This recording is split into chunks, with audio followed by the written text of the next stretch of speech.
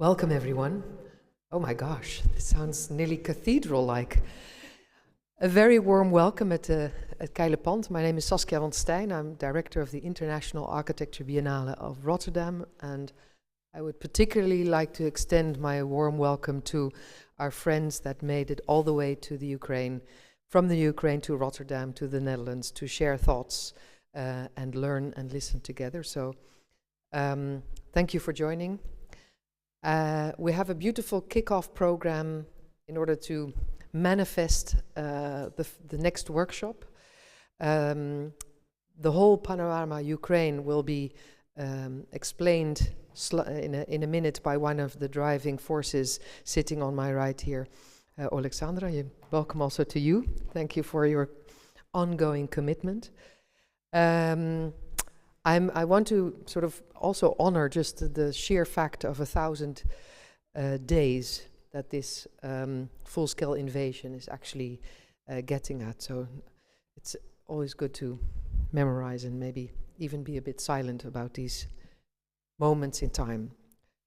But I stand in front of you to maybe share some thoughts on this afternoon and to also, get to know each other differently.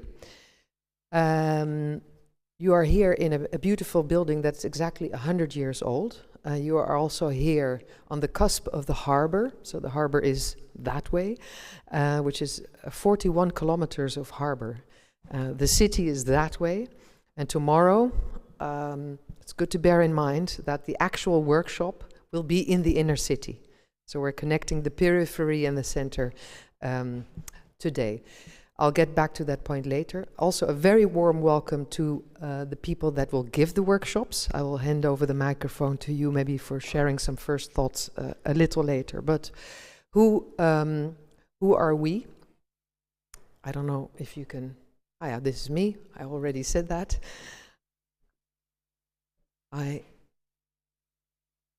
We will introduce the Panorama Ukraine. We will speak a little bit, what is this resilient production of energy? How will that look like? What will the next days look like? We will introduce the workshop leaders, and I'll already give a little bit of a spoiler alert. We'll ask you for your understanding of energy. It doesn't have to be too large, but maybe you can start simmering on what that could mean so we can share notes later on. And then, of course, we will finalize with sharing a drink and some more thoughts.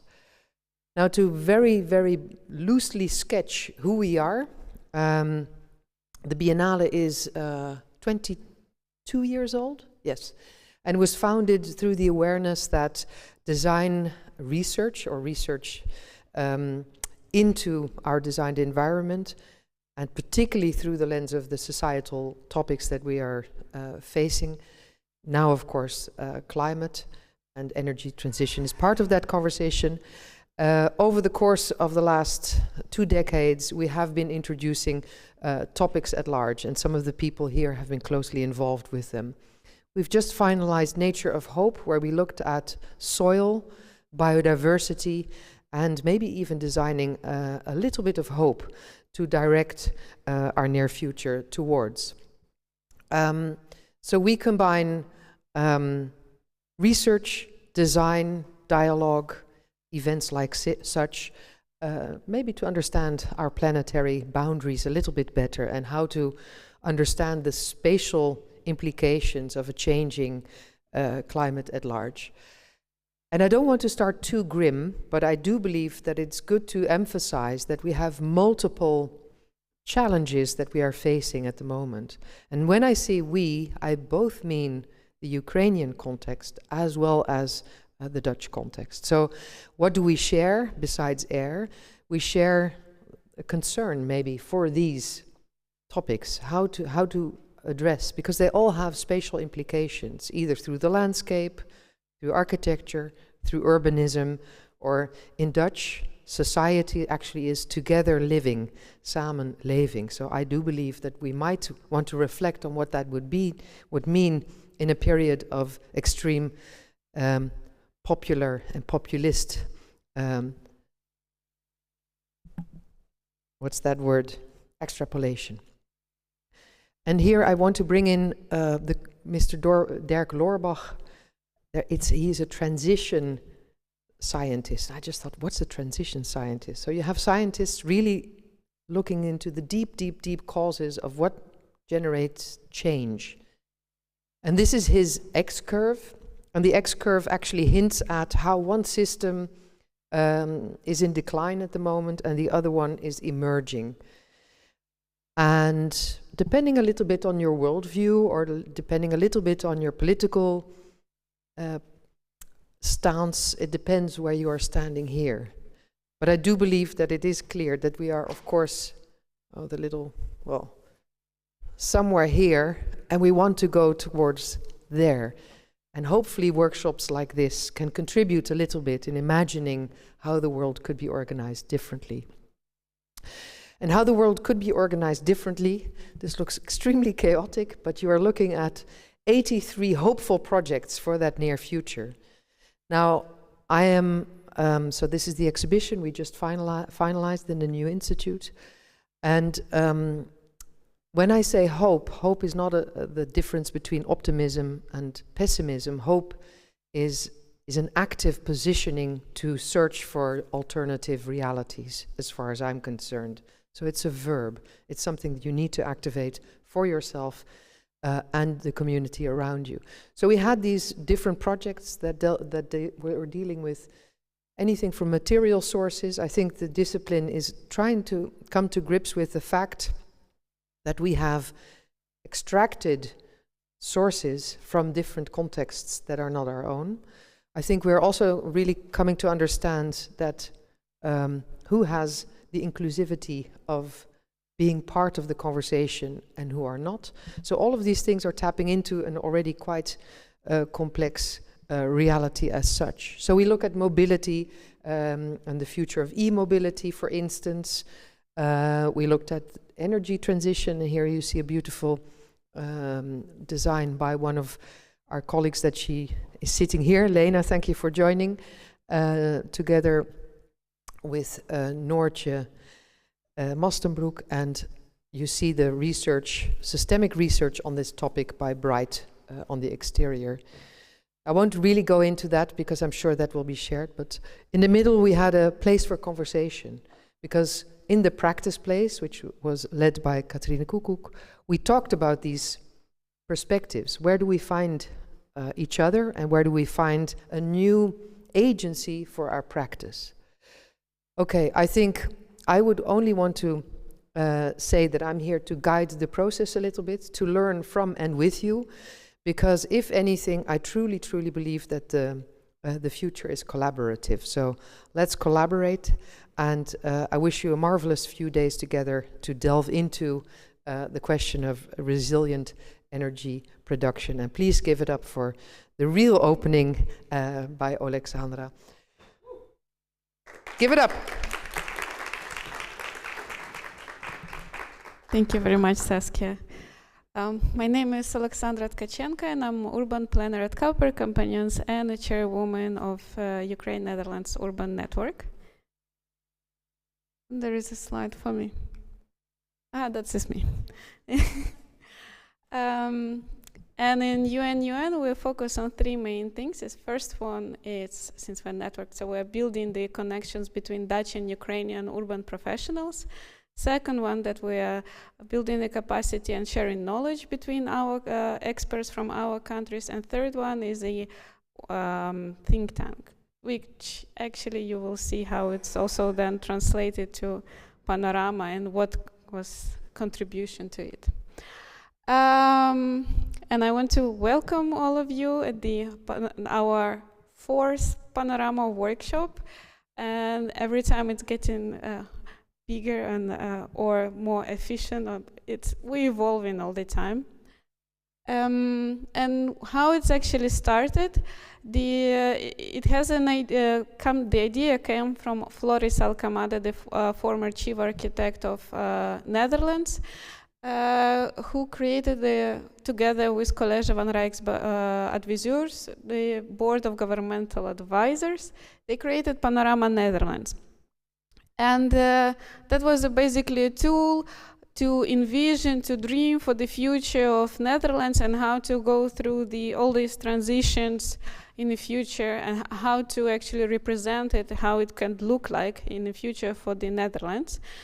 And at some point he presented it some way in Ukraine, and that it picked it up that it's something that could be interesting for Ukraine as well. And what is actually Panorama Nederland became in the end, all these researches, it became an actual panorama. But what is going to be in case of Ukraine, we still don't know. It's a work in process, so let's see where we'll go with that. And we will go with that with basically all of you. And then the question is it actually appropriate to take something from the country which is quite prosper, which has a very strong planning background, which contributes a lot to researches and all of this, and peaceful country at this point, while we're working with the country in war, where the economy declining, where migration, where like the country is basically bleeding, how it's actually appropriate to use the same project, to do the same project, but we don't do exactly the same thing. We're using the methodology, and after actually hearing the reflections of the people who we work together, the other group leaders, experts from Ukraine, how it was useful for them. For example, Kohate, when they were here in the previous workshop on neighborhoods, and for them it was very useful to step out a bit from the daily routines that they are doing something, and then look from the helicopter point of view and do some systematic overview on the work that they are doing. Or the VNG that they said that, well, we have representatives of Kherson today as well, that also for Kherson it was useful to see the strategically how it can go, and that these tools are helping them to work towards that. So in this sense, it gives a feeling that we might go in the right direction if we get the good feedbacks. And what is actually Panorama? It's, as I said before, it's more like aspirational perspective on what we're working on, but at the same time we're working with more concrete case studies and grounded, so we're kind of doing both things, trying to fly, but keep having some connections. And in this case, we're using 5-6 municipalities. We're working with them to see how we can build from bottom of from the roots, how it can grow further. And it's important to say that this project was funded by was possible with the funds from the OCW, which is Ministry of Education and Culture of Netherlands. And the method we're using is the research by design. Basically, we're all going to, in these workshops, researching, trying to find where it can go. And after that, there would be a team of researchers, both Dutch and Ukrainian, who will try to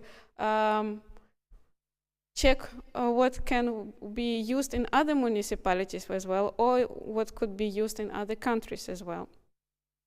And we're doing it, as you already know, in a co-creative manner, all together with local stakeholders and grounded to the current situation there. And it was simply easy to start with the methodology in the way that Panorama Netherlands was done with a series of workshops that they analyzed it in the end and created that panorama. And we started as well with workshops. The main difference is that it's got way bigger. Well, it makes sense because the country is way bigger. We also decide to double it because we have not only Dutch experts, but we of course need also Ukrainian experts working on it, and we also invite participants to work on it. So in this sense, it's not just small workshops with all the experts, but it got way bigger and more open. And as I said already, we always try to do it bilateral equal, that we always have Dutch and Ukrainian experts working on it. In this sense, we want to have this sharing and collaborative experience here, where both there is a knowledge going both directions. Sometimes we hear that the Dutch experts saying like, oh, I'm not sure if I should participate because I'm not expert in Ukraine, but we are not expecting Dutch experts being experts in Ukraine. For that, we have Ukrainian experts. And sometimes, for example, on the very first workshop on water, when we invited group leaders, they were saying, oh, I'm not expert in water. I'm like, no, don't be shy. We have experts in water from Dutch side, so you will complement each other. And this is like the synergy that we are looking for. But it also means that the amount of people involved in the program is like exponentially growing and growing and growing, which brings some complicates to that. It's also a bit complicated because of Ukrainian situation.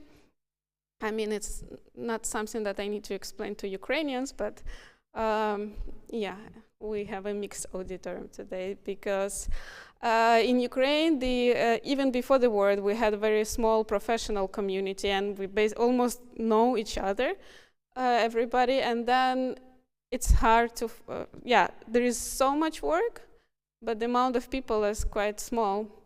We have generational gap because of 90s crisis. We have either experts who are like 60 plus or 35 plus, and then this gap in between. We have migration and brain drainage, which escalated with the war. We have restriction, travel for men. That's why, for example, sometimes we have the group team leaders who have to be connected online. Of course, it's not ideal, but yeah, we do with the situation that we have.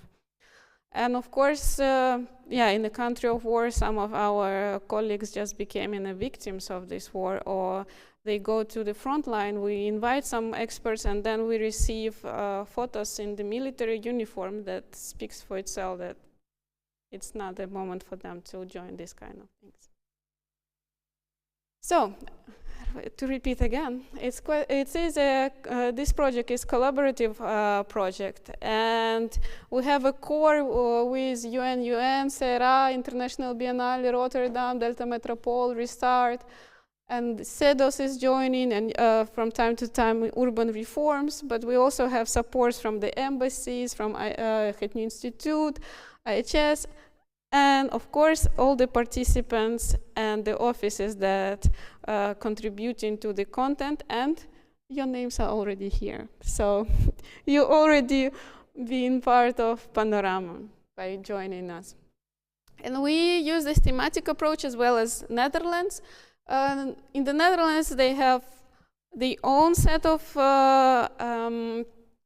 themes which we use kind of as a base, but of course we cannot just copy-paste it to Ukraine. For that, we had a lot of discussions. We had some votes from Ukraine, what kind of topics are more important, and we come up with this kind of extended Olympic circles. And we already had workshops on water, healthy future neighborhoods, and energy, resilient energy production, which originally was on a bit later in our program, but yeah, we adapted the situation, which is it, and we know, especially the last days with all the missile attacks, and yeah, people again don't have electricity or water, and this topic became, so we constantly adapt to the situation that is happening in Ukraine. First one on water, exactly here.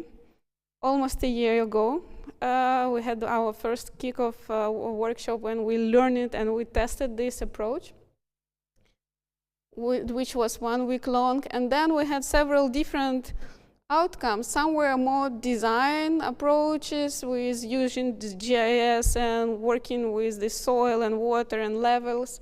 And other projects were very systematic approaches with working on the policy and action plans.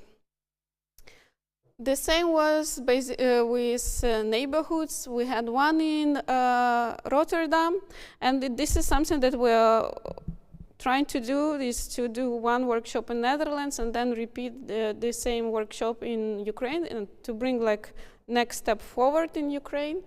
So we had one in neighborhoods in Rotterdam, and then we had the follow-up in Ukraine where teams went even further with their works. And for example, one of the projects for Kherson, in the end, they had 3 steps of more spatial approach. And I forgot to tell you that we also have follow-ups from the workshops, but it's already not depends on the organizing team, but on the people who involved in the project, in the groups. For example, this project will have a follow-up with Classiv, and they are working on it currently. This project from Kherson, they come up with 3 timelines, some short-term, mid-term, and long-term, and they are already working together, keep working after the workshop on finding the way how they could implement the first steps for the short-term projects. And we, as well, it was more from design perspective, but we also had some more systematic approaches, more looking on the policies and housing models, so more nerdy stuff, let's say. So it very depends on the group leaders and your group on what kind of result you will have after the workshop. And as a result of these 3, what we could see from now, we have, of course, the professional network building, the connection between Dutch and Ukrainian experts. When you work together, it's getting more like stronger. Knowledge exchange during this workshop. And from the practical point, some municipalities have these proposals for pilot projects. Some group come up with visions, toolbox, systems. We had some games also, proposals, strategies, policy advices. So some students also would like to take this project further in their academic projects. And after all of this workshop, as I already mentioned, the Vereniging van Detra Metropole and Restart, they will do the, together with College van Rijkswet, Board of Governmental Advisors, they will do the analysis of all of what we've got in the end, and to come up with the methodology and more like systematic analysis of what has been done and could be used in other contexts. Yeah, and another thing that after Panorama Netherlands, which was made for the whole country, there were a lot of panoramas for different municipalities. They started creating something for themselves, while in Ukraine we are going other way around. We are working with the local several municipalities, and after that we will try to generalize and build something on top. And we try to choose municipality as much diverse as possible, from the landscape, from the where they located in the country, but as well with that they have very different lens on economy, heritage, the war influence, the scale and landscape in this sense. So we could, after the analysis, could somehow have more options for the extrapolating it for another context, the results. And we added something more that wasn't there in original Panorama Netherlands. We introduced this metrics, which you could also use for the your workshop. And basically it's working on different temporalities with different types of systems and in different scale. It doesn't mean that you have to deal with all of this during your workshop. It's rather to locate yourself and find it's to show you all the options which are probably possible in this content. And yeah, this is our next workshop, the 4th one on resilient energy production. And I want to welcome you and thank you for joining us in this journey.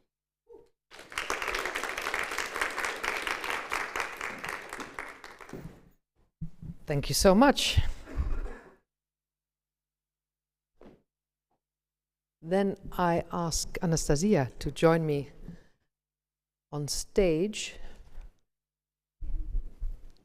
Maybe I'm catching you by surprise a little bit, but I would just maybe, could you share a little bit what you have been learning or what you draw from either one of the events that we have been collaborating on together? What do you see as the value of this project? Yeah, thank you. Yes, I'm Anastasia. I'm working at Restart as urban planner, and here I'm kind of working on the results, what you will produce and how to understand which concepts, ideas are really kind of has influence to be important for not only for your cases, but also for the different places in Ukraine. So yes, as for me, like it's a great networking way to see how some ideas can be developed just in 3 days. I think it's when I saw what I saw after these 3 days, it can be really a great and I would say firm concept that really can be developed in a very strong way. That for example, some ideas was really advanced after the second workshop, for example, because for neighborhoods we had 2 workshops, and you can see that some ideas were developed during the second one, and it's great that sometimes even some groups saw some concepts from other groups and kind of implemented in their also ideas. So you can even see some knowledge sharing between different groups, and I think it's a great way to see that the outcomes are strong and they are valuable for the community, for professionals in Ukraine, because as was mentioned by Alexandra, that the Ukrainian professional community is not very big and still it's developing, still people are learning, and it's a great way to see everybody in the connection, and it's a great way to have this like a next step in a profession for the young professionals, for even someone that is already kind of a senior, etc. So thank you so much, and I'm really wish you great concepts, tools, and something that you will come up with really great outcomes. And yeah, thank you. Thank you for that marvelous introduction. Yes. One of the things that actually was very touching for me, Anastasia, that when we met in Ukraine in the middle of September for the Urban Forum of Ukraine, was in fact the acknowledgement of that people are following what we are doing here, right? It feels so far away, but all of a sudden I felt very connected to the real problems and the real people that are actually doing the work there. So that's to mention that all of what we are doing here is also archived onto a website, so that that we make the knowledge accessible for, again, both contexts and hopefully other contexts as well. Okay, the workshop introduction. Where are you, Gerjan? Would you care to join me? Because I believe Roman is online or still at home or joining us later. He's coming tomorrow. Gerjan, I know you as a very talented thinker, designer. You are one of the co-founders, besides many other things that you do as educator, but of course as Bright, where you look at the systemic changes related to the energy transition. And maybe if you would mind kicking off a little bit what you hope to examine with the group. And some couldn't join, so the group is actually larger, but they will join tomorrow. Sure. Thank you. Yeah, what we see is how essential energy is in our life. And that's very easy to forget in the comfort of our homes in the Netherlands. Like, I go home, I turn on the heating, can switch on the electricity, all works. And the situation in Ukraine makes us so aware how important that is. And if it's not there, modern life basically stops. So rebuilding the energy infrastructure is one of the most important things. And my colleague Roman, who will join tomorrow, said that the energy system repairs itself.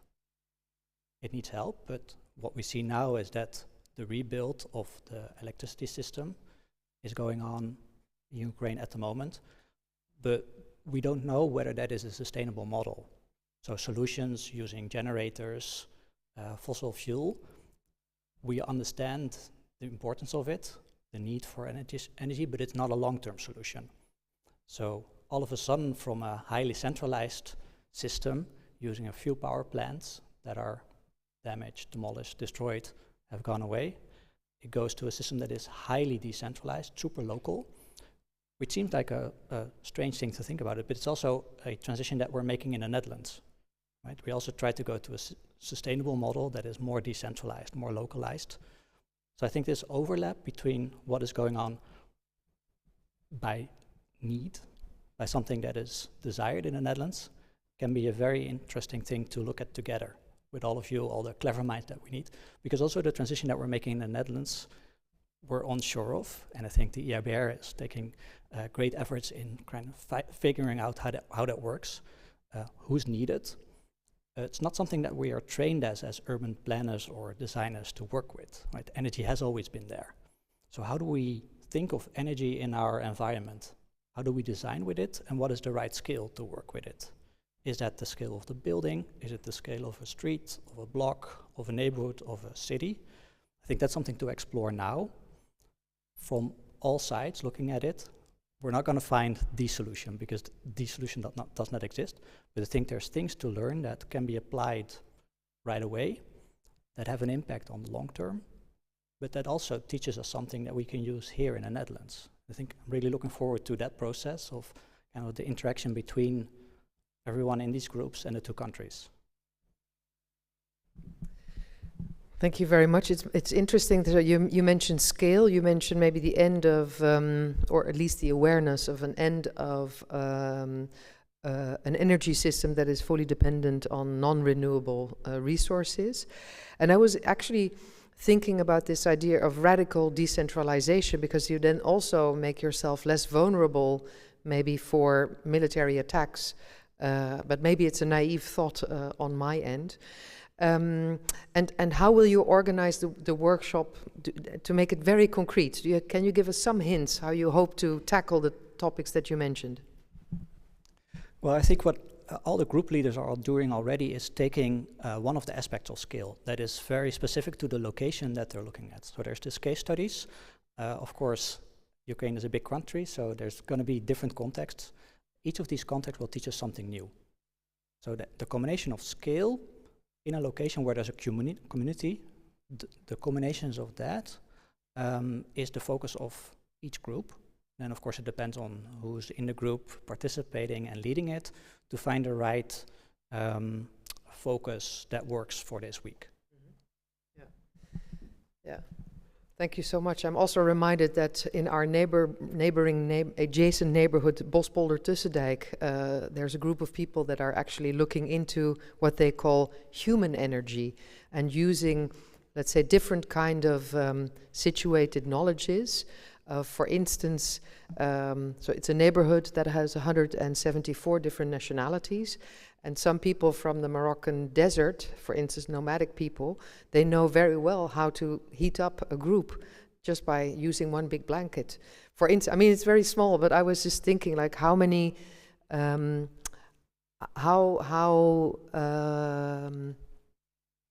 how many different the beautiful matrix that you also showed, like, it's quite an interesting puzzle to see. How we move forward, indeed, in both contexts. Thank you for now. I'll do a little round to sort of get a bit of an impression who we have here. I don't know, is one of the group leaders are either Laura, Alexandra, or all. Okay. Do you mind if I sort of join you here for a second? We are standing in the spotlight. Okay, we're being filmed. Fantastic. I'm not going to run around for everyone, but maybe just, could you emphasize a little bit what you'll be looking at? Yeah, okay. So I'm Alexandra Sladkova. I'm from Ukraine, from Lviv. I live in Lviv and work for City Council for 13 years. And so the last probably 8 years I work with urban planning. But the last 1.5 years, I need to work a lot with the critical infrastructure development and rethinking of how we will organize our heat and power and water within the city.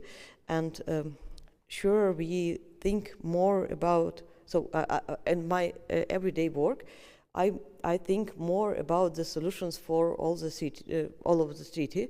And I think that still energy, heat and energy is not so much connected with the urban planning, because it is different in different cities. But in Lviv, I believe that the new development is even more active than before 2022. So, but I don't see the quite big difference in solutions of for the buildings, because I'm like a member of the architecture and urban board of the city, and when I ask the people why do they do individual heating in the building, in multi-stored building with 10 blocks and 8 floors. So they told that, okay, people are used to buy individual heating based on natural gas without any other solutions when there, if there will be no gas or either no electricity, because you need both. Yeah, and all of the things look to me like stupid things, because we see that the reality is dramatically changing. But we still are are forwarding probably really old solutions, though lots of solutions already are developed in the world. And I believe that it will be perfect if urban planning and energy planning will be closer, and we will speak more about the local solutions than about the big infrastructure solution, though big infrastructure solutions are still my work. So thank you. Fantastic. So basically, if I may summarize you point at the fact that this, even before the war, we should change our thinking about all of this in order to forward critical infrastructures and energy production in our inner cities. Thank you, Alexandra. Rens or Valeria? Somebody? Rens? Oh, both. Who? Well, she's closer. Is that okay, Rens? Oh, she points at you. Both come up here. Please join me. Don't be shy. I shouldn't say that maybe, but hi. I'm assuming that you are not Rens. No. Could you maybe share a little bit who you are and what you hope to bring to the workshop? Yeah, hello, my name is Valeria. I work as EU policy officer in Brussels on Ukraine's reconstruction, and my daily work is basically working with European Commission, European Parliament, and bilaterally with member states to make sure that they don't invest money in the technologies that are outdated just because it's wartime and everyone wants quick solution and cut corners, which in the mid and long-term perspective can have its downsides.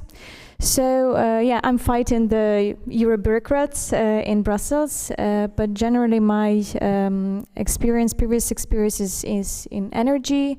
It's energy law and accession negotiations of Ukraine. And there are two main problems that I would love to tackle together with Rens in our group. First is centralization versus decentralization, as was already mentioned here. We all realize that relying on 6 nuclear power plants might be not the best solution.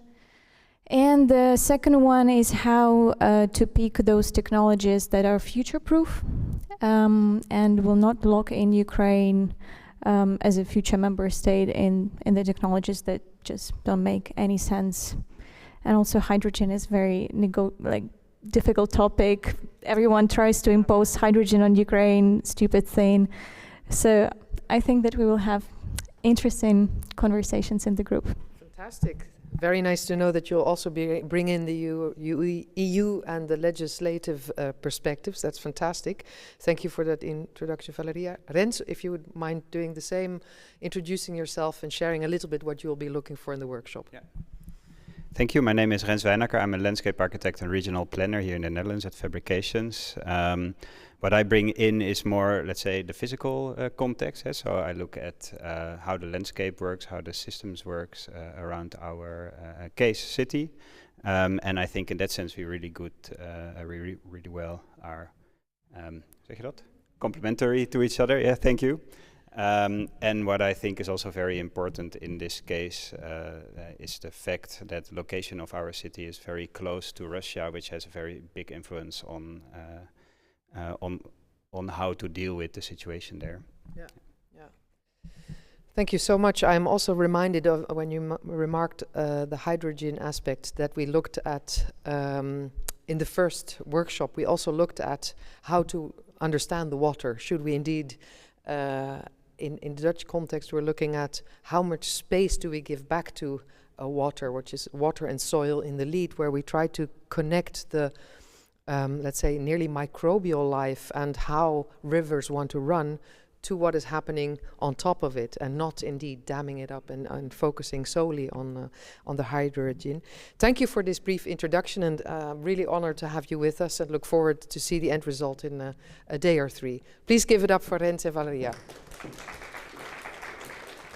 Are we going too slow, or everybody still here? Yeah? Corné, are you there? Yes, fantastic. Join me. And you have been teamed up with Svetlana, who's also here. Fabulous. It's very insightful. Hey, Svetlana, would you mind introducing yourself to the group a little bit and sharing what you will be looking for? Hello everyone, I'm Svetlana, I'm from Ukraine, and currently I work with Ukrainian NGOs. With the Ukrainian NGOs we are working with the systemic solutions for circular economy, for the circular construction, but also on the urban scale we work with municipalities and sometimes with regional authorities. So for me it's interesting to learn as well in this workshop, and I think that this multidisciplinary collective that we have is going to bring a lot to the solutions, to the output, and as well what I found out recently by working with one city in Ukraine, Kremenchuk city, is that the energy can be not only just a local solution for the production and for saying that okay, we are having some solar panels, we are going to improve the situation with the CO2 and so on, but it also can be a part of the local economy. It can bring some future for the economic, like for the development of the economic sector, and contribute to the recovery of the economy and of the city in general. So that's what I'm really looking for. I hope we will find some interesting things together. Fantastic, thank you. Just maybe to add on what you were mentioning is that in the Dutch context, the prognosis for the return on the investment for the renewable energy, either wind or solar, was 15 years. And already in 5 years, the return on investment is there. So that means that you have 10 years of making money, which is much faster. But then we get maybe towards also decentralized ownership models that could even, you know, enhance then also the social fabric of a region or a city. Corné, the mic is yours. Yes, hello. Corné Strootman, I'm a landscape architect. I work for the Board of State Advisors. So it's a bit strange to translate their name, but and with them I work a lot on projects related to energy and circularity. We have a program that explores the economy for the 22nd century, and I think there's some interesting thoughts that we have in there that we haven't really tested yet here, but that I think could be interesting to bring into this workshop. And one of them is how to steer what energy you or what industry you get by using your networks. So in a way, seeing how you can use energy as a way to get an industry that is sustainable and resilient on the long term. And since we are working in Kherson, a city that's very much in recovery, I think it could be interesting to see how you can use, in a way, the short-term energy solutions that they need as a first step towards building an economy that is sustainable for them in the longer term. Yeah. So. 22nd century. Fantastic. Well, that is a nice point on the horizon. Thank you for joining us, Corné and Svetlana. Yes. And then it's up to Thijs and Maxime. I don't know if they are both here or only... Maxime is not? Okay, then we have Thijs van Spaandonk. The one and only.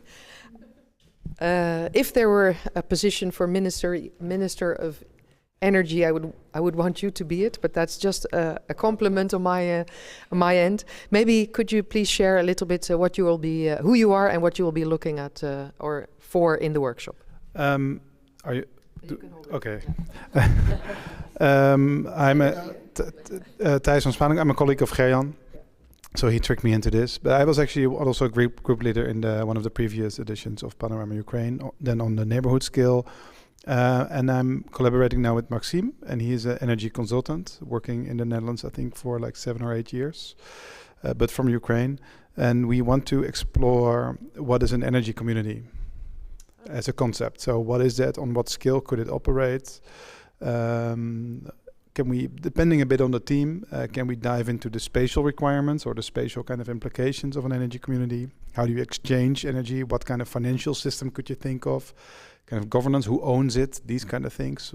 What could be a source of this energy community? And I think the city that we are, that has been kind of appointed to us to work on is Vosnesensk. I think, not sure if I pronounce it right, but which is like 35,000 people, roughly. So it's not that big actually.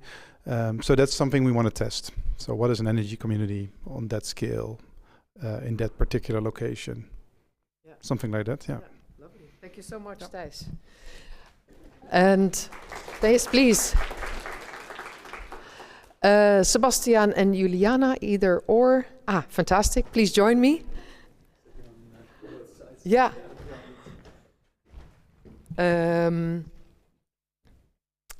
I'll give you the word first, if that's okay. Would you care to introduce a little bit both yourself and what you'll be looking for in the workshop? Yeah, okay. Thank you so much. It's a pleasure to be here. My name is Juliana. I'm from Ukraine, and I'm the founder and the CEO of charitable organization in Ukraine. We are introducing decentralized energy sources for schools and hospitals in different communities all around Ukraine, including north, west, and east. But here I will work on the west. Together with Sebastian, we have the community Classiv, and we identified that right now the community is also affected by huge power outages. It is an industrial area. The air is polluted a lot throughout the year, and also they have a problem with the quality of water. So a lot of things to resolve. So we will explore also the renewable solutions to be introduced there to cover the power outages, especially for social buildings, and also how to cope and how we can help to enhance the quality of the water, I guess, right, Sebastian? So yeah, that's from my side, and I will transfer to you. Thank you. Okay, hello, my name is Sebastian Veldhuis. I'm architect and educator in Delft, also consultant in urban sustainable design. And this is really nice to work on this kind of mining town challenges, because the challenges are quite big, as you hear from Juliana. They're about air quality, they're about the water sanitation, and the energy resilience at the same time. So my approach in my normal work is to have an integrated approach between different kind of themes, and then have kind of spatial and social solutions. So I think what we aim at is looking at a more integrated approach for this small town, and look also at really social solutions there as well. Yes, that's it. While you were talking, I was reminded about the work of Daniel Barber, who has been looking into this notion of after comfort. And here I'm speaking to you as a sort of Dutch versus Dutch person. Let's say, do you think this after comfort thought, where we try to nudge a little bit the behavior of our fellow humans in order to consume less, is this something that you're also looking at, or is this far out? Yes, I think as a person, I'm seeing my own life always as an experiment. I gave a lecture last week about this for the UN to see how can you work differently with this whole idea of comfort and warmth and energy. So I'm dealing a lot with clothes and some kind of health and many different ways of living. So it's a behavioral change. But also how, as a community, you can work in those kind of themes. So absolutely, it's not a technical solution that we're trying to search.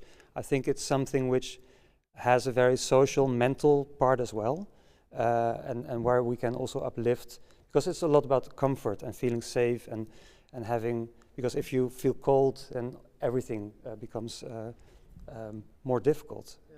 So, yes. Yeah. I wasn't aware that you gave a lecture about exactly this topic, but I'm happy I asked. Please give it up for Sebastian and for Julia. Magdalena and Oleksiy. Fabulous. Last but not least, I see some old friends hugging each other, so that's always a good way to get some energy flowing. Thank you for joining us. Let's give I'll start with my left side for the change. Maybe also to you the question a little bit. Please introduce yourself and what you'll be looking at in the workshop. So my name is Oleksiy. I'm originally from Ukraine. I've been working like for TSOs in Ukraine, for energy company in tradings.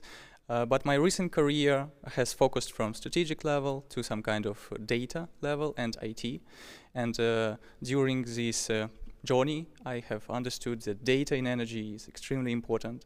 And what I'm going to bring to this workshop is the understanding of data in the first place and what solutions the data can provide for us. By the methodology, what I can see now is to find the gaps in the region we are exploring and try to resolve the gaps in some interesting ways throughout the different time periods, starting from short term, ending with long-term solutions that are sustainable in the long run. Thank you. Thank you. Just out of curiosity, could you give me one insight of a type of data that you think like, hey, that's something we need to look at? Sure, of course. So basically, before this workshop, I have drafted a small questionnaire for our cities. Unfortunately, we haven't received it in Vinnytsia, but I've done some preliminary research in order to share with the group, because I thought that this workshop may be impossible without the data, because if we don't know what we are working with, we don't know what we are resolving. Therefore, like on the first day, we will look deeper into the data itself, and we'll understand what are the gaps we are working with. Okay. So it's also about data sovereignty and to know that you have a sort of ground zero to work from. And same question to you. Hello, I'm Magdalena Grienek. I work as a strategic designer at Generation Energy. We're one of the few offices that work with space and energy, so we always try to see the connection between the future energy systems and space. In my day-to-day, I work a lot with the provinces or regions to find out what pathways are there actually for them to become sustainable. So we look into different sectors and then what energy paths are possible. So there's a lot of discussions always about, are we electrifying, or are we going for a heat network, or is Waterstoff an option?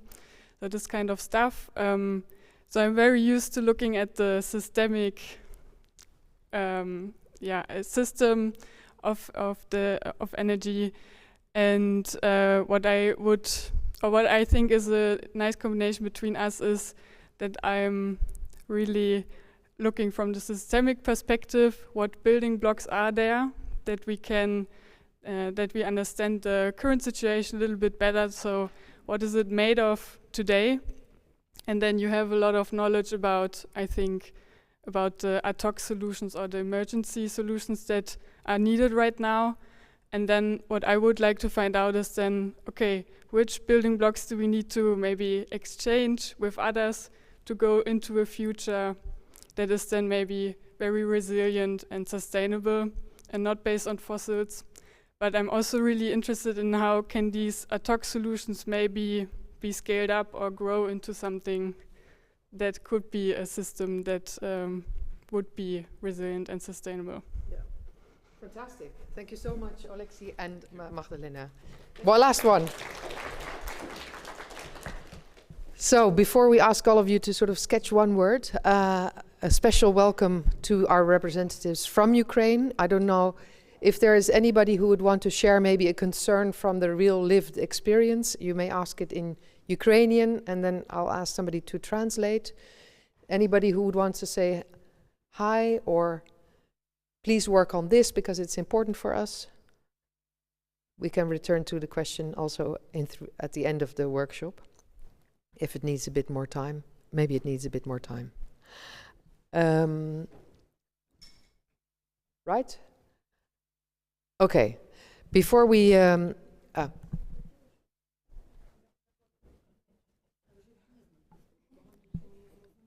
Okay, there's a little negotiation going on the first row, so maybe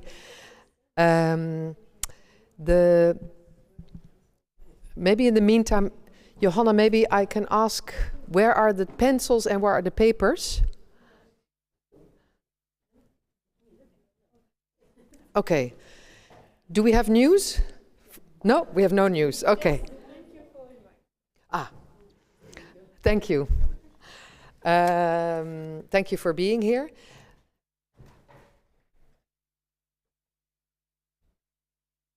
We can also just do it, maybe I can just do a round. Is there anybody who would feel comfortable to say, hey, this is a word or something? It's really, I mean, it's not an intellectual exercise. Just shout out, what would you want to see, learn, hear? May I ask you to just say a word? When you think energy, what do you think of? Hi, my name is Hirgen. Energy, yeah. First thing coming to mind. I actually came to challenge myself in terms of energy because I'm more of a standard architect. So I think it's a very valuable to do this exercise because it's. I mean, we are going through an energy crisis. We can see it in our bills. I saw it last year.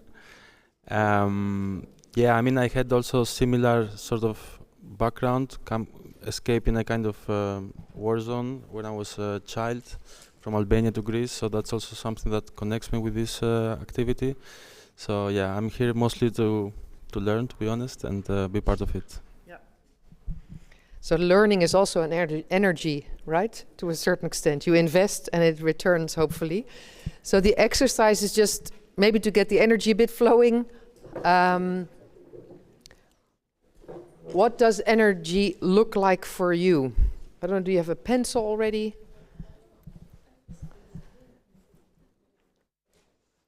It's not that you need a drawing to get a drink.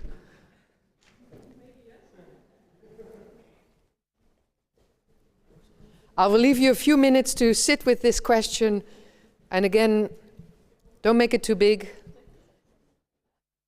What does energy look like for you?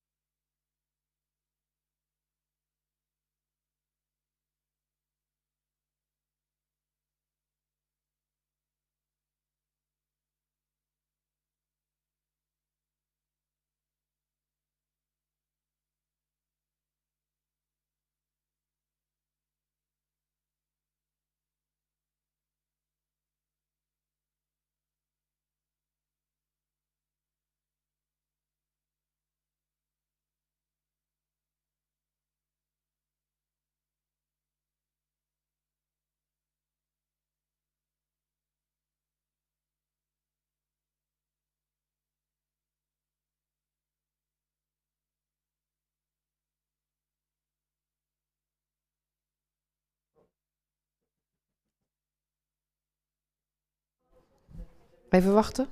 A few more minutes.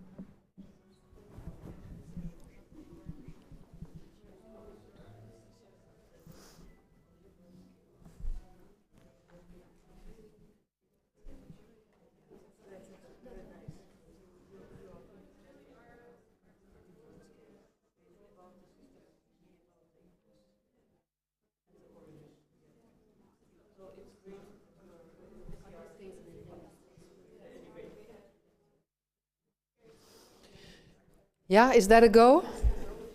So anybody volunteering to share their drawing?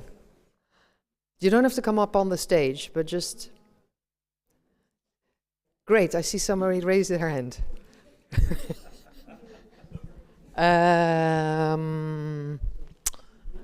I see that Elena wants to share her drawing. I know that she's not... Last 5 minutes, and then we have a drink for a more informal gathering. But Elena, you are also part of... Oh, we can't... Oh, yeah, okay, I'm so sorry. You've also been the driving force behind the beautiful matrix that we saw, urban designer for Poststad Max 1. And what is on your drawing? Oh, it's, well, if I think about energy, I think about an explosion. I mean, I realize it's not a very nice thing, but for me it's also about light, about warmth and heat, and also about the kind of pressure cooker and about ideas. Yeah, I think if I think about energy, I think that there is a lot of energy in this room, and I hope that there will be more people added to it over the next few days, and that we will come up with some really interesting things. I was last week on the Rebuild Ukraine conference, and from there I want to bring to you, because I was also kind of thinking like we need to push the boundaries of what's possible and what's state of the art in terms of energy and resilient energy production at the moment. I got some words of caution from Polish colleagues who said when Poland was assessing the EU, they also had a lot of funding and the state-of-the-art kind of requests, but that resulted in a kind of lots of untested technology being applied, and Poland basically being locked into it to the point where the whole country is dependent on their water filters from one factory in another country, which is the only producer of those water filters. So something really ridiculous. So I want to say that yes, we will push the boundaries, but also we will stay realistic and grounded in what's tested and sustainable, proven. Yeah. Fantastic. May I let's say, be the keeper of your drawing for a bit? Yeah, so we can maybe at the end look back at all the drawings on Friday afternoon. Thank you so much. So I hear you saying, think about light, think about the Big Bang is what I was thinking, not only explosions, but also maybe the origin of things. And you are warning us for a realistic perspective on this question. And long-term. Fantastic. Thank you so much. I'll shelter it here. Anybody else volunteering? What did you, just a few thoughts? Lena, join me here. What did you draw? So What I drew was the law of energy conservation, because I always see energy as something that just is exchanged. Also on the different layers from like food, the energy you have in the room, but also like on this larger strategic level. And I always try to also keep it tangible and to kind of find a way that energy often feels something invisible, but how can we keep it also concrete and that people kind of start to understand what it actually is and how we can deal with it. So you actually move through scales of food to something a bit more spiritual or more abstract, the energy in the room. Exactly, okay. yeah. Fantastic. May we also safeguard your drawing? Yes. Yeah? Thank you so much. We will not take them home. We will use them only towards the end of the week. Anybody else? Yes, fantastic. Thank you. Oh, can you join me? Sorry, we're filming everything. So, hoopla. Oberezno. I should. Well, my drawing is maybe who are you? What is your name? My name is Natalia. I'm also joined as a participant in a group 2. So my drawing is like I first different way. No. But like this. So first I wanted to. It's very abstract, and I look at energy because you ask like what you think of the energy, but first of all I didn't know what is energy, and I decided to draw what is not energy for me, and I understood that the energy is never for me something that is like something singular or something like a linear process. That like energy is something that gives like from A to B. But I understand in energy as something very complicated circular process that have a lot of components, and all of these components making one very important process that can vibrate outside and give different meaning, and nothing can be like excluded from this process. So it's always something circular and complicated, but very, very important for all of us in different meanings. So. Wow. Thank you. May I also safeguard yours? Yeah? Okay. You can get it back on Friday. If not, we just... So energy is something... I nearly think of you, what you mention is nearly life, but that's maybe too abstract. I saw another hand somewhere. Yes, please join me. Thank you. Shall I also hold yours and you can then talk? Yeah. Okay. Okay. Laura de Bond, I'm one of the group leaders of Group 1, together with Basja and Alessandra. I'm better at making urban designs than drawings, but the idea behind it was that energy is also, where not everybody's using energy at the same time, so it's also something we can start sharing and exchanging things, so that people are getting together or coming together, because together we need the energy at different times, and then this flow where you were talking about also starts between more as a social part. So that was the idea about this one. Beautiful. Just as a question, I once was last year I was at the TU in Delft, and they had a research where families had to negotiate their energy. So it's between maybe my hour on the iPhone versus your 10 kilometers in your car. Yeah. Is this the same kind of things that you are interested in, or a bit more abstract? I think that's interesting, because that's when there's really a lack of energy, you have to negotiate. But I think it's more about people who are working in daytime, are not at home, and maybe neighbors are at home and you can share it. And there are some researches that people are willing to share their energy that they're having instead of other things, what is harder to share. So that's, I think it's interesting that people get to know each other maybe in this way. Thank you so much. And do you trust me with your drawing for a bit? Yeah? If not, on Friday you get it back. Last two. We can't go to drinks without two more. I see you want to share your drawing. Come on. They're last? Yeah? Fantastic. Hi. Shall I hold yours? Hi. Yeah, of course.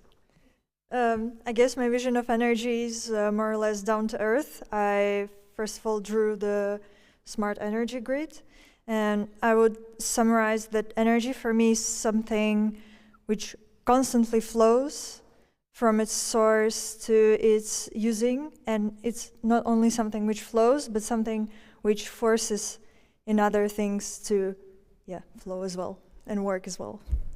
So is it about scale or?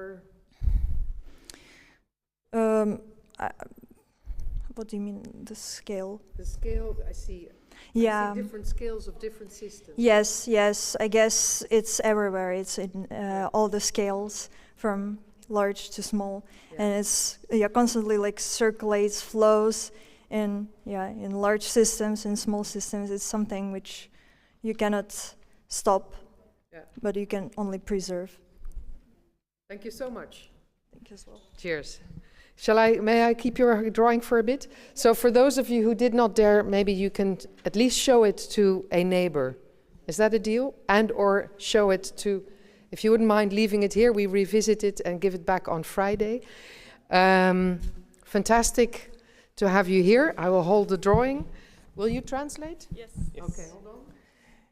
Я буду говорити українською. Вибачайте, не знаю ні нідерландської, ні англійської. Це те, що я намалював. Це можна назвати людською клітиною. This is a human cell. А можна назвати планетою Земля. But it can be also our Earth planet. Оскільки на сьогоднішній день немає нічого більш досконалого, ніж людський організм. Because at this point there is nothing more perfect than human body. І чим поки що існує, нема більш досконалої планети, ніж Земля. And Ми поки що не знаємо. We don't know other more perfect planet than our planet. І до тих пір, поки енергія збалансована в організмі і збалансована на Землі, існує життя як в організмі, так само існує життя на Землі. So till the point we have a balance between the energy in our body and energy in our planet. Остання частина? The life can go on. Так. So. Я вибачаюсь, чому я так порівнюю, бо я сам лікар із 25-річним стажем. Я лікар, хірург, травматолог. He is making this comparison between human body and our planet because he is a doctor. Yes. Так, хірург. До тих пір, доки існує урівноваженість у енергії, доки існує життя на Землі. Till the point we have the balance in the energy, we have the life in our planet. Будь-який процес на сьогоднішній день у країні, в місті можна порівняти із життям в організмі. And any process that happening in the city or in the country, we can compare with the process that happening in the body. І на сьогоднішній день в Україні, в нашій країні, є дуже серйозний дефіцит енергії і досить серйозний дефіцит життя. So in Ukraine now there is a huge lack of energy in the country, but also lack of life. Нічого ні звідки не береться, енергія ні звідки не береться і нікуди не зникає. The energy doesn't come from nowhere and also doesn't disappear. Єдине, що ми на сьогодні помічаємо, що у когось є її надлишок, а у когось її не вистачає, а комусь її значно не вистачає. And what we can see now that someone now has too much of energy and some others have lack of it. І, на жаль, система енергозабезпечення нашої країни на сьогоднішній день дуже недосконала. And unfortunately, the energy supply system in Ukraine now is way out of being perfect. Вона регулюється централізовано із ДТЕК, єдиної енергетичної системи. It's regulated now by basically one system, private company. І не дає можливості автономно жити містам і селам, великим чи малим. Which doesn't give a possibility for the independent life of smaller cities or other. Балансуючою енергією у нашій країні була енергія води. energy of water used to be the balancing energy in the country. Яка могла швидко доповнювати в критичні години нашу енергомережу значною кількістю електроенергії. Which used to be able to add up the lacking of energy from other sources. Але ця балансуюча енергія була зруйнована ворогом. But this balancing energy system was destroyed by the enemy. На сьогодні стоїть завдання зробити саме таку балансуючу енергію по великим містам і меншим населеним пунктам, щоб ядерну електроенергію, яка сьогодні забезпечує всю країну, можна було іще і утримувати, балансувати в критичні години. So the question now is how to create the system in all our cities that the kerncentrale, the nuclear plants energy that we have in Ukraine now, that cities have their own way to add to this in the moments when there is these ones cannot supply enough of energy. На своєму малюнку я показав 100% енергію, яку ми беремо із корисних копалин. On my drawing, I showed the 100% of energy that we take not from renewable, the opposite, the fossil fuels. Яку потрібно буде збалансовувати енергію, яку ми будемо брати із сонячної енергії, енергії води, енергії вітру. That we should balance from the renewable sources. Ну, ще раз повторюся, що на сьогоднішній день в нашій країні балансу взагалі немає, і це приводить до різкого зниження якості життя. Once again, currently we don't have balance in Ukraine, which leads to the quick decline of the quality of life. І цей дисбаланс зроблений саме штучно, саме людськими діями, війною. And this is the man-made disbalance that was made by the war, by the men. Я думаю, що знову ж таки завдяки спільним діям цивілізованого світу цей баланс буде дуже швидко відновлений. I hope that by the joint forces of the people in the world, this balance we can bring back. Раніше для того, щоб технології передати з однієї країни в іншу, проходили тисячоліття. Технологія пороху, там і багато чого іншого. На сьогоднішній день технології можуть бути передані протягом 1 години чи 1 хвилини, а застосовані в нашій країні дуже швидко протягом 1 року. Головне – перемога. In the former times, back in the days, it could take decades till technology will come from one country to another. Now it can be done very quickly, like 1 hour, 1 minute. And the implementation in Ukraine currently it could happen in like 1 year. The main thing that we should get a victory. Україна дуже велика країна і не може бути єдиного рішення для всіх міст чи для всіх населених пунктів. Тому світ також великий, і у кожної країни є свої приклади, які Україна повинна застосувати в центральній, північній, західній і східній Україні, ну, частинах країни нашої.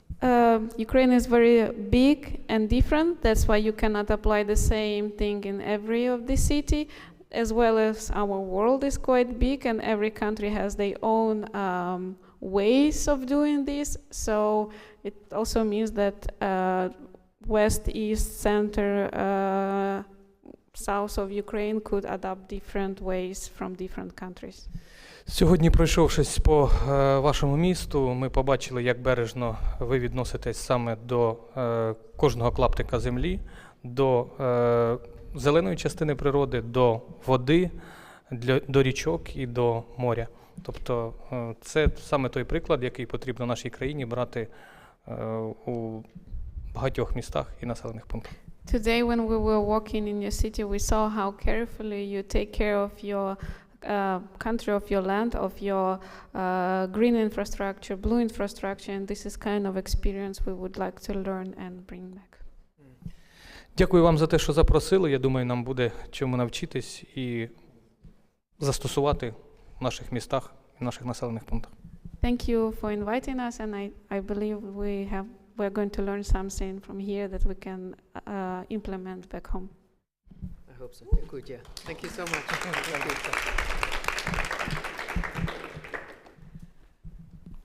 From the atom to the cell. Thank you so much, Alexandra, for being a postillon d'amour. And as said, those of you maybe who still have a drawing, please share with somebody in the room what you drew. And if you would be kindly giving all the drawings here, we will use it as a entry point for the workshop tomorrow. And then on Friday, if you want, you can either leave it or take it back. So, without further ado, this is the program for tomorrow. The walk-in is with coffee and tea, obviously. And then we have an opening lecture. For those of you who do not know what the WUR is, it's the Wageningen University, which is in the east of our country, so that's fantastic. Please look at that the location is not here, it is in the city center, so it will be very conveniently located. I'm aware that we're a bit on the periphery. Are there any questions at this point? Please don't feel shy. If you want to have friends still join, please do. I think it will be a marvelous 3 days of pressure cooker meets realism. No questions?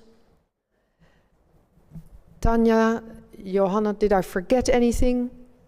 We're all set? I think, thank you for your very precise energy, I would say. Sorry, now all of us, the word becomes so precise. And I've learned that real conversations always start at a bar when there's a bit more informality. So we will serve drinks on that end of the building, but please also just share a little bit what you've been thinking about. Thank you for joining us. I'll see you on Friday, and I wish you a marvelous 3 days full of exchange. All the best to you. Thank you.